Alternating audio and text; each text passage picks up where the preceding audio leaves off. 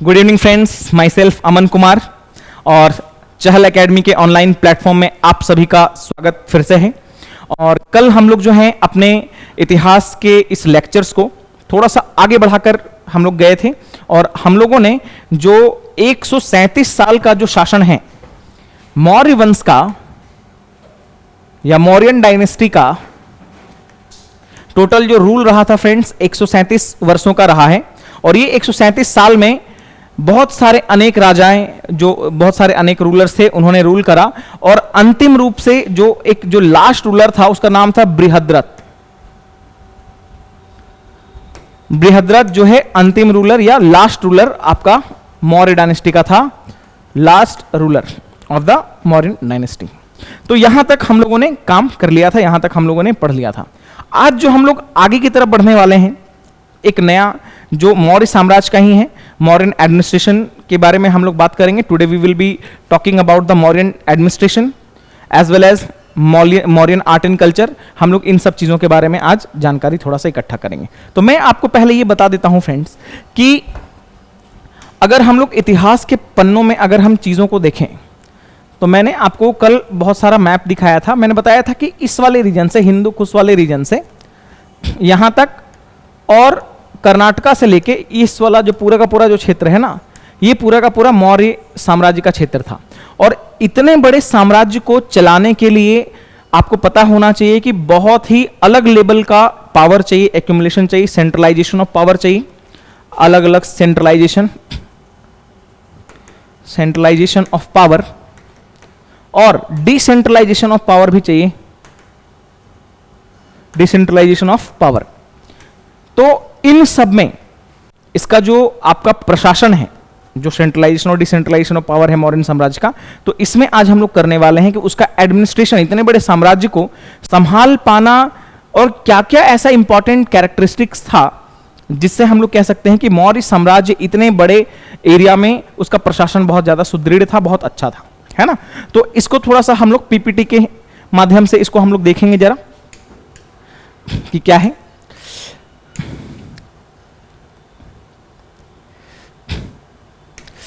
तो फ्रेंड्स ये हमारा पीपीटी है और इसमें हम लोगों को देखना है the umpire was divided into 4 province. आपको बताया था मैंने कि इतना बड़ा जो साम्राज्य है इसको एक सेंटर से नहीं चलाया जा सकता। तो उतने बड़े साम्राज्य को चलाने के लिए 4 अलग अलग सेंटर्स, 4 अलग अलग पावर का डिवीजन किया गया था, अलग अलग क्षेत्रों से उसको नियंत्रित किया जा रहा था। जैसे नॉर्थ में कोई क्षेत्र था, सेंटर में कोई क्षेत्र था, साउथ में कोई क्षेत्र था, वेस्ट में कोई क्षेत्र था, ऐसे करके, ठीक है ना, रूल्ड बाय द गवर्नर्स। और हर क्षेत्र में 4 जो प्रोविंस था ना, उस प्रोविंस का हेड होता था गवर्नर, जो रिपोर्ट करता था डायरेक्टली किंग को या उसके नीचे अधिकारियों को वो करता था। Chanakya propounded the Saptang theory. एक सप्तांग थ्योरी है जिसमें राजा के साथ अन्य बहुत सारे एडमिनिस्ट्रेशन या प्रशासन का जो हिस्सा होता है उसमें 7 अहम भूमिका निभाने वाले लोग रहते हैं। तो उसका जो थ्योरी है वो चाणक्य ने दिया। एक क्वेश्चन भी पीएससी में शायद सीडीपी में बहुत पहले आया है या बिहार के किसी एग्जाम में कि सप्तांग सिद्धांत, the theory of Saptang was given by किसके द्वारा, तो चाणक्य, कौटिल्य के द्वारा दिया गया है ये। According to which state was divided into 7 elements, 7 elements में डिवाइडेड था। सबसे पहला किंग है जिसको स्वामिन बोल रहे हैं, उसके बाद मिनिस्टर्स है जिसे आज का मंत्री आप समझ लीजिए, इसको अमात्य बोल रहे हैं। अमात्य मतलब मंत्री, किंग जो स्वामिन मतलब राजा। उसके बाद है जनपद, पीपल, जिसको आप कह सकते हैं पब्लिक, है ना, पब्लिक या जनता। दूसरा है फोर्ट, फोर्ट का मतलब होता है दुर्ग। हर एक जो आपका साम्राज्य है, हर एक जो व्यवस्था है, हर एक कैपिटल का आप देखिएगा, बहुत पुराने समय में क्या होता था, कैपिटल को वो लोग एक फोर्ट घेराबंदी करके बनाते थे और उसी को कहते हैं दुर्ग।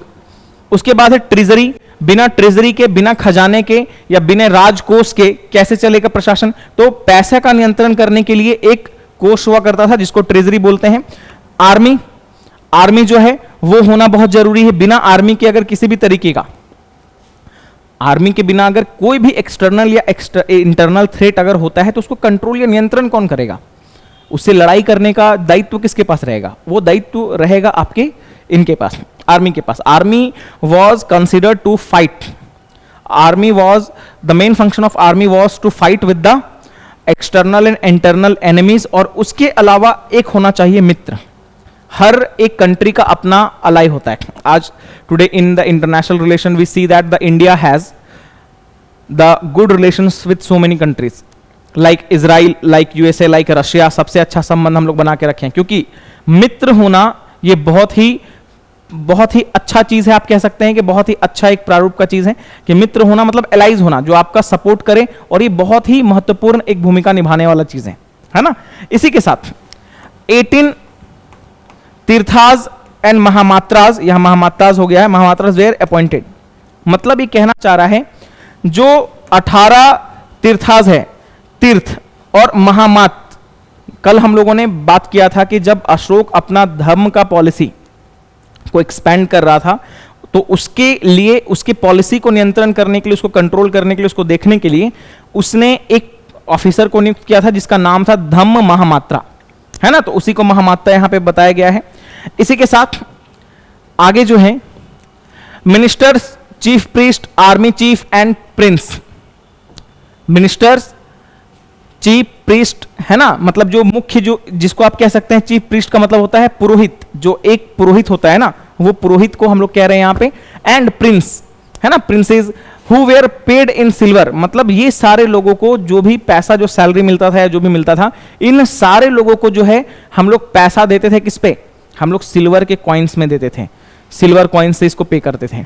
The military organisation was under the control of the commander, एक कमांडर होता था। There was one commander who will be looking after the army personnel and the army administration, under whom a number of officers from different division performed their duties. मतलब जो commander है वो उसका अलग, जैसे आज के डेट में आप अगर उस समय के कमांडर को आज के डेट के आप जो कह सकते हैं ना चीफ ऑफ आर्मी स्टाफ के हिसाब से आप समझ लीजिए। चीफ ऑफ आर्मी स्टाफ का काम क्या है, एयरफोर्स, आर्मी और आपका नेवी, तीनों के बीच में सामंजस्य स्थापित करना होता है, तीनों के मतलब माध्यम से पावर को मतलब एक्सरसाइज करना होता है, तीनों के मतलब उसको हेल्प से। तो उसी तरीके से कमांडर जो होता है ना, हर डिवीजन को अपने अनुसार वो सारी चीजों को करता था और सबका अलग अलग ड्यूटी परफॉर्म करने का होता था। इसी के साथ there were 2 type of courts, एक का नाम था धर्मास्त्र, जिसको सिविल कोर्ट कहते हैं, है ना, जिसको धर्मास्त्र कहते हैं, और एक है कंटकसा, है ना, इसको हम लोग कहते हैं कंटक शोधन, जो कोर्ट होता है ना, कंटक शोधन न्यायालय हिंदी में इसको बोलते हैं, इंग्लिश में इसको क्या बोलते हैं, कंटका शोधना कोर्ट, जो कि आपके क्रिमिनल मैटर्स को मतलब देखता है। अब एक चीज आपको समझना है, सेम चीज आज की व्यवस्था में अगर आप देखेंगे, सिविल कोर्ट को हम लोग दीवानी कोर्ट बोलते हैं, और दूसरा जो होता है क्रिमिनल कोर्ट को उसको बोलते हैं फौजदारी मुकदमा। ये आपके मेडाइवल से मॉडर्न के बीच का चीज है, लेकिन हम लोग एंशिएंट हिस्ट्री का बात कर रहे हैं। तो यहां पे 2 तरह का जो होता था, एक धर्मस्थ कोर्ट होता था जिसको सिविल कोर्ट बोलते हैं, और एक है कंटक शोधन कोर्ट जिसको क्रिमिनल कोर्ट बोलते हैं। ये आपको याद रखना, एग्जाम में आ सकता है। ये सबसे इंपॉर्टेंट है, बहुत बार क्वेश्चन पूछा गया है, रज्जुकाज, इसको रज्जुक बोलते हैं या रजुका, है ना, were the officials responsible for land measurement and fixing boundary and had control over the districts. देखिए, रज्जुका ऐसे लोग होते थे, ऐसे ऑफिशियल्स होते थे जिनका बहुत अनेक अनेक काम है, अलग अलग बुक में अलग अलग आपको मिलेगा।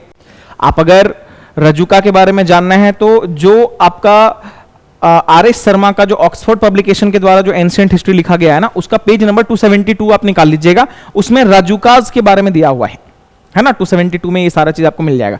तो राजुका का एक कोई सिंगल फंक्शनैलिटी नहीं था, हालांकि ये रिस्पॉन्सिबल था मेजरमेंट ऑफ लैंड के लिए, और जो भी कंट्रोल होता है ना डिस्ट्रिक्ट में अपना कमांड करने के लिए, उसको कंट्रोल करने के लिए ये सारा चीज करता था। इसके बाद होता था Gopas, where the officers in charge of village and the village head were known as Gramani. Village का जो ऑफिसर इंचार्ज होता था उसका नाम था गोप्स, या इसको गोपास बोलते थे, और हेड जो होता था ना विलेज का उसको बोलते थे ग्रामनी। ठीक है, विलेज के हेड को ग्रामनी बोलते थे। इसी के साथ the Mauryan economy was managed by 27 superintendent, बहुत ही महत्वपूर्ण है ये, आप इंपॉर्टेंट इसको मार्क कर लीजिएगा। The Mauryan economy was managed by 27 superintendent called अध्यक्ष, हिंदी में इसको बोलते हैं ना अध्यक्ष। 27 अध्यक्ष ऐसे होते थे जो इकोनॉमी को, मतलब जो अर्थव्यवस्था है मौर्यन एडमिनिस्ट्रेशन का, उसको नियंत्रण करते थे और उसके बारे में व्यवस्था स्थापित करते थे। The currency included silver coins, जिसको हम लोग बोलते थे पनास, है ना, या पण इसको बोलते थे, PANN, या हिंदी में इसको बोलते हैं पण, पनाश भी बोलते हैं कभी कभी। और तांबे का जो सिक्का होता था उसको बोलते थे मशक, मशक या MASHAK, मशक बोलते थे। और गोल्ड को बोलते थे निष्काज, निष्क, निष्क। तो एग्जाम के लिए बहुत ही महत्वपूर्ण ये मतलब है, इंपॉर्टेंट फैक्ट है कि जो पनाज है उसको बोलते थे, पनाज किसको बोलते थे, पनाज बोलते थे हम लोग उसको, सिल्वर के कॉइन को पनाज बोलते थे, तांबे को बोलते थे मशक, और गोल्ड के कॉइन को हम लोग बोलते थे निष्काज। ठीक है, ये आपको याद रखना चाहिए। According to Kalinga stone inscription, Kalinga का जो पत्थर का अभिलेख जो है ना, the viceroy of Tosali, Tosali और Ujjaini called Kumar and the viceroy of Suvarnagiri was called as Aryaputra. मतलब ये बहुत ही महत्वपूर्ण चीज है, आप समझिए। कलिंग प्रस्तर शिलालेखों के अनुसार तोसली और उज्जैनी के वाइसराय को, वाइसराय मतलब आप एक गवर्नर के हिसाब से आप समझ लीजिए, गवर्नर जो होता था उसको हम लोग कुमार बोलते थे। और दूसरा जो स्वर्णगिरी है, चार आपको बताया था मैंने, चार उसका प्रमुख केंद्र था, पाटलिपुत्रा 1, उज्जैनी 2, सुवर्णगिरी 3, और एक आपका था ये तोशाली 4, चार उसका प्रोविंस था। तो बाकी के प्रोविंस को हम लोग बोलते थे कुमार, और इसके बोलते थे स्वर्णगिरी के बोलते थे हम लोग आर्यपुत्र। इसी तरीके से इन्हीं के मदद से पूरा का पूरा जो एडमिनिस्ट्रेशन है फ्रेंड्स वो चलता था। और इन एडमिनिस्ट्रेशन को ध्यानपूर्वक रखने के लिए अगर आप चीजों को एक व्यवस्था के अनुसार देखें तो आपको पता चलेगा कि ये सारा का सारा प्रशासनिक व्यवस्था, ये जो एडमिनिस्ट्रेटिव जो एलिमेंट्स है ना, ये सप्तांग सिद्धांत से ही कहीं ना कहीं रिलेटेड है। In the virtue of time you will find that the administration of Mauryan empire was quite operated and managed by so many officials, like each and every work has been assigned to different kind of officials that ruled over the entire Magad province during the Mauryan empire। तो ये एक हो गया। इसके बाद अगला जो हमारा टॉपिक है वो है कला और वास्तुकला, बहुत ही महत्वपूर्ण है फ्रेंड्स, है ना। Art and architecture, we will be discussing about the art and architecture of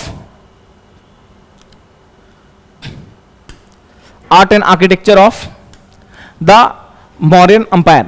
आपको ये चीज पता होना चाहिए फ्रेंड्स कि मौर्य के समय बहुत सारे केव्स बने, बहुत सारे गुफा बने, बहुत सारे प्रसाद बने, प्रसाद का मतलब होता है महल, है ना।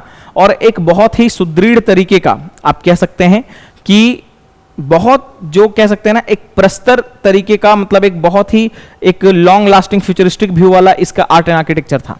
आज भी बहुत सारे ऐसे केव्स मिले हैं जो केव्स बनाए गए थे, चैत्य बनाए गए थे, जिनका उल्लेख और जिनको आज भी हम लोग फिजिकली विजिट कर सकते हैं। जैसे आप बराबर के केव्स के बारे में अगर आप जानना चाहें आप उसके बारे में देख लीजिए, गया में है, ब्रह्मयोनी पहाड़ी में है, फिर आपके राजगीर में बहुत सारा केव है ना। ये सारे केव उस समय के हैं जो उनको निर्माण उनका करवाया गया था और ये आज तक संग्रहित हैं, जिसको हम लोग हेरिटेज के रूप में देखते हैं बिहार के धरोहर। The palace of Chandragupta Maurya an 80 pillared hall.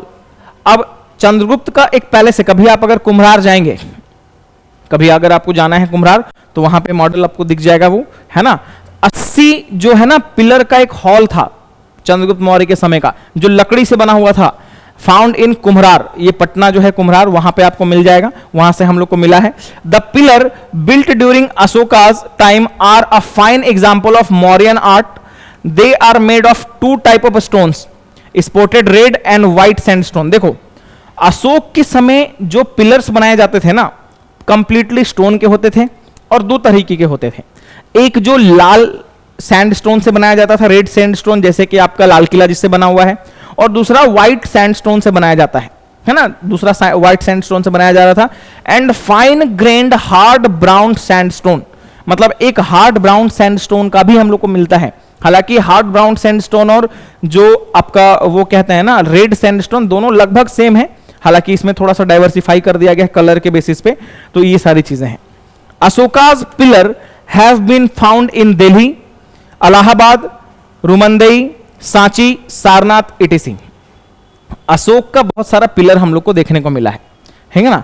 Ashok का बहुत सारा पिलर मिला है, कहां कहां से, तो दिल्ली से मिला है, इलाहाबाद से मिला है, रुमंदई से मिला है, सांची से मिला है, सारनाथ से मिला है। कभी आप अगर कुतुब मीनार के प्रोविंस में जाएंगे फ्रेंड्स, तो वहां पे जो आपका फिरोज शाह तुगलक है ना, उसके द्वारा मेहरौली का पिलर वहां पे लेकर वो लोग चले गए थे, और वो आज भी उस प्रोविंस में रखा हुआ है। और एक रिसर्च का चीज है, आप समझिए कि मौर्यन पीरियड के समय कितना ज्यादा मेटलर्जिकल नॉलेज लोगों को था। आज हम लोग यहाँ पे 20 साल 30 साल में गेट बनाते हैं लोहे का या किसी भी तरीके का, तो उसमें जंग लग जाता है, रस्टिंग कोरोशन होने लगता है।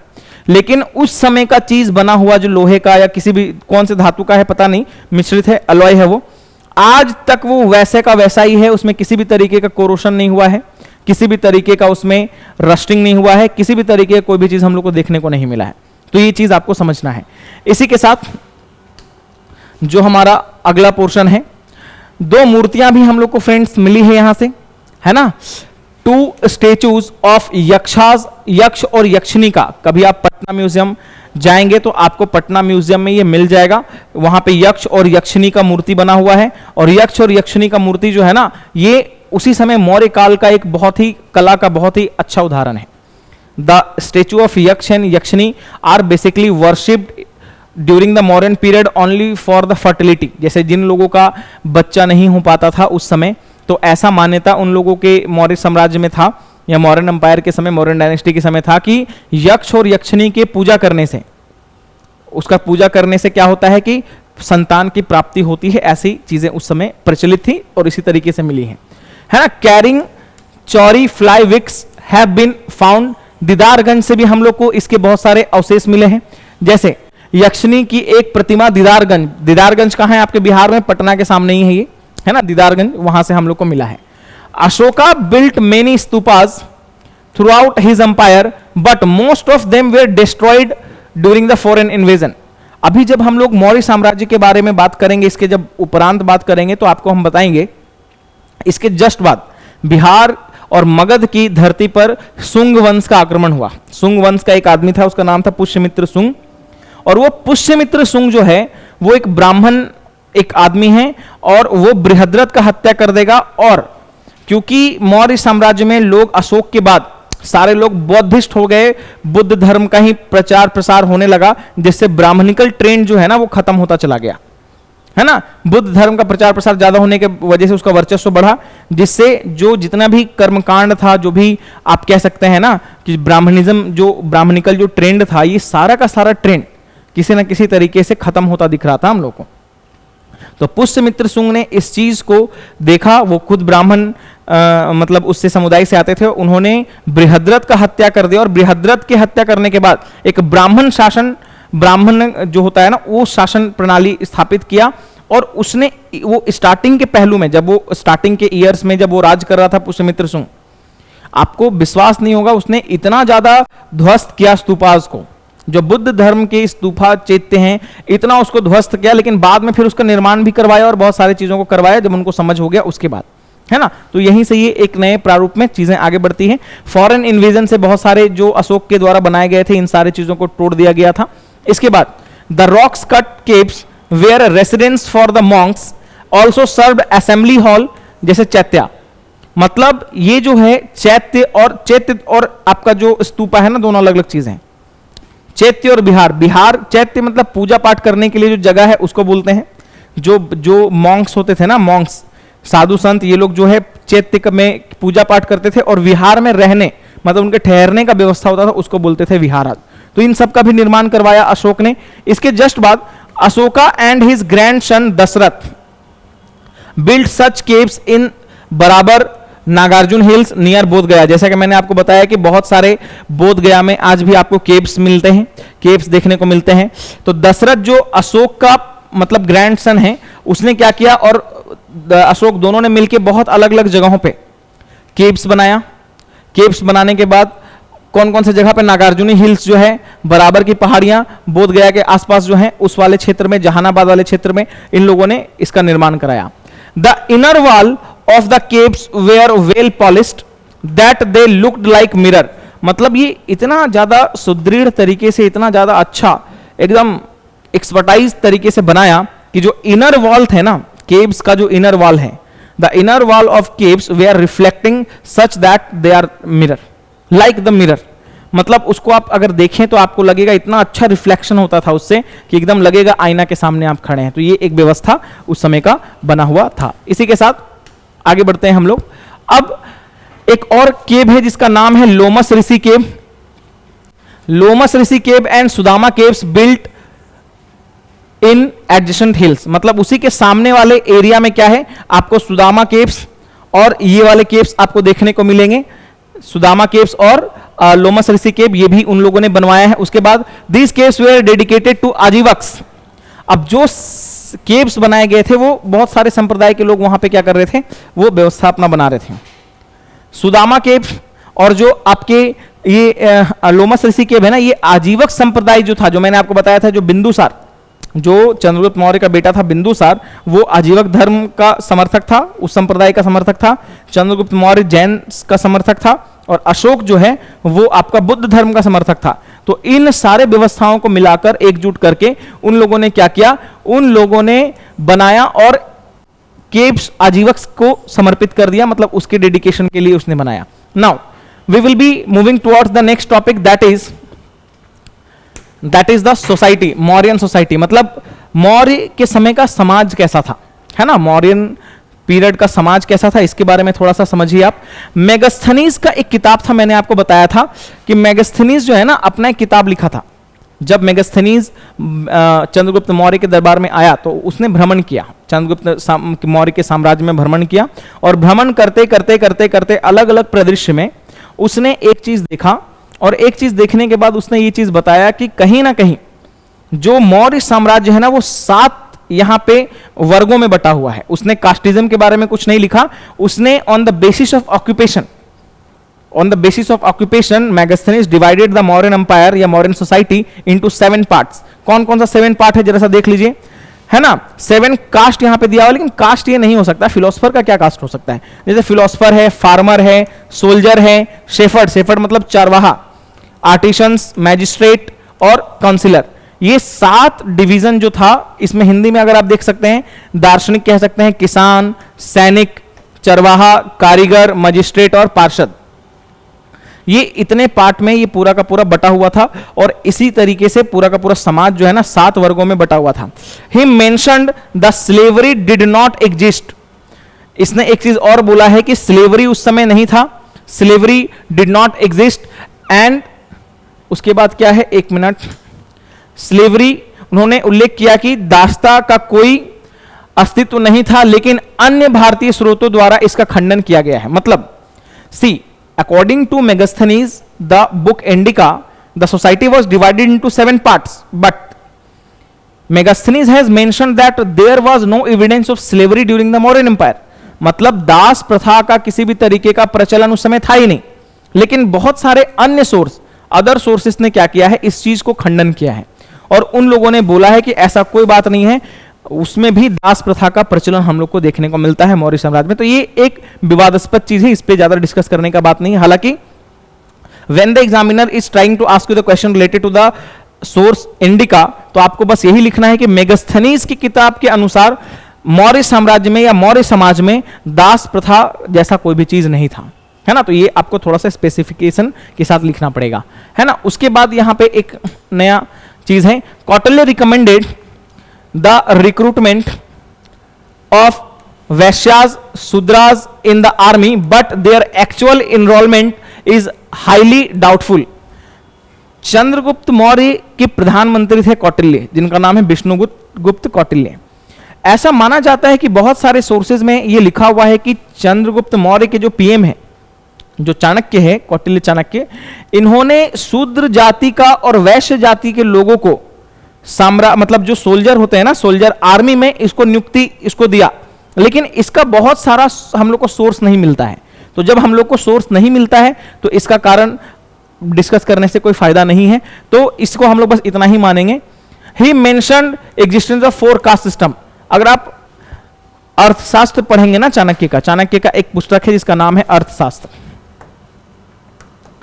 अर्थशास्त्र, ये अर्थशास्त्र जो है इसमें चाणक्य ने एक तो पॉलिटिकल थ्योरीज के बारे में लिखा है कि राजतंत्र किस तरीके से चलाया जा सके, उसके बाद इसमें कास्ट सिस्टम के बारे में लिखा हुआ है। तो इसने 4 वर्णों के बारे में यहां पे व्यवस्था बताई है, वर्ण व्यवस्था बताई। इसमें 4 कास्ट हैं, ब्राह्मण, क्षत्रिय, वैश्य, शूद्र, है ना, और इसी के हिसाब से ये सारा चीज मेंशन उन्होंने करा है। The condition of the Shudras improved somewhat and they could now be agricultural laborer and domestic slaves। देखिए अभी मैंने बताया था स्लेव्स का कोई भी बात नहीं है, लेकिन चाणक्य के कुछ सोर्सों जो सोर्स है ना उसके हिसाब से ये सारी चीजें हम लोग को देखने को मिल रही है। मतलब है कि शूद्र की स्थिति में सुधार हुआ।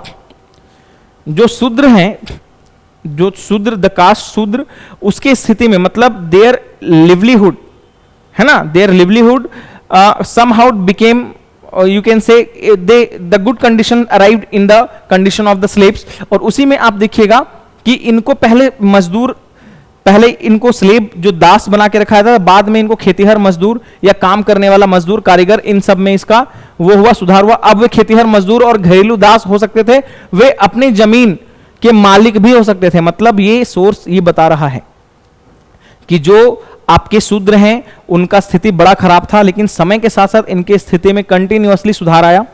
उसके बाद वो घरेलू कार्य भी करने लगे, किसानी भी करने लगे, अपना जमीन भी खरीदने में वो मतलब बहुत ज्यादा सक्षम हो गए और जमीन वमीन भी खरीदना स्टार्ट उन्होंने करा। इसी के साथ हम लोग जो अगला टॉपिक हमारा है, जो लास्ट टॉपिक होगा आज का, वो हमारा टॉपिक है, एक मिनट, लास्ट टॉपिक जो आज हमारा होगा वो होगा decline. Decline and fall of the Magadh empire की, सॉरी, मौर्यन अंपायर।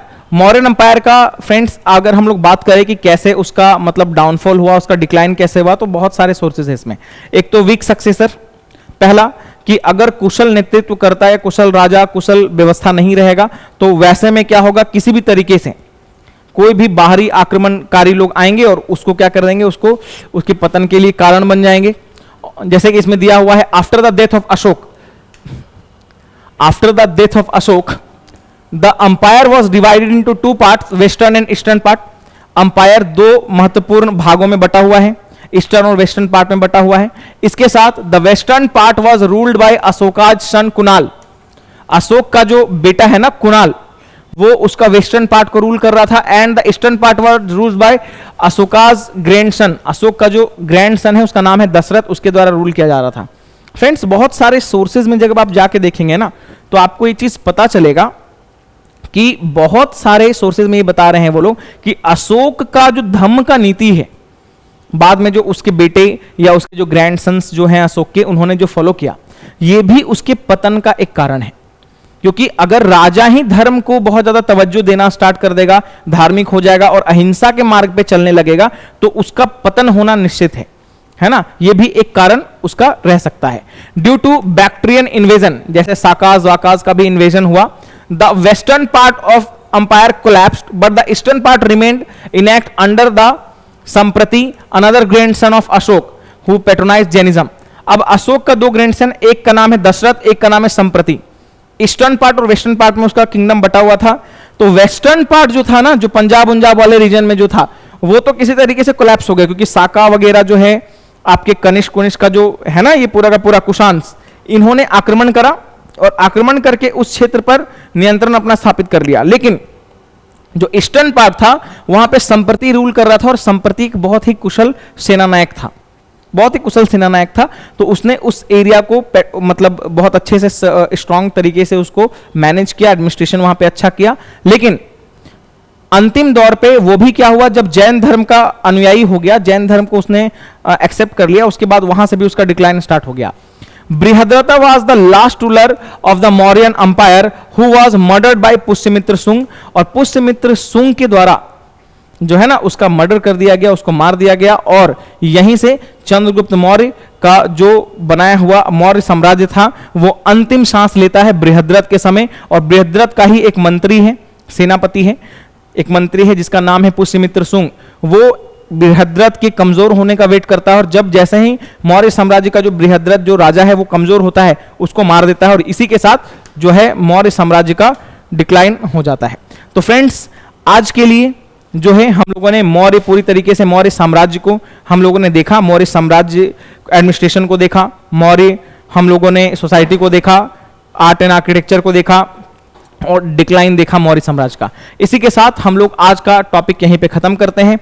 अगले लेक्चर में हम लोग जो है सुंग वंश जो है उसके मौर्य वंश के बाद जो आया उसके बारे में चीजों को डिस्कस करेंगे और उसके बारे में हम लोग आगे बात करेंगे और नए टॉपिक के साथ आएंगे। तब तक के लिए धन्यवाद।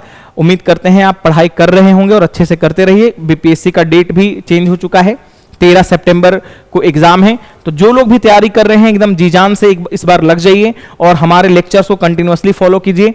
हम लोगों ने जो YouTube पे कंटिन्यूअसली वीडियो डालना स्टार्ट किया, आपके एग्जाम पर्सपेक्टिव के लिए बहुत ही पर्सपेक्टिव से बहुत ही ज़्यादा अच्छा है। तो इसको अच्छे तरीके से पढ़िए और अच्छे से रहिए, हेल्दी रहिए, अच्छा खाइए और अच्छे से पढ़िए।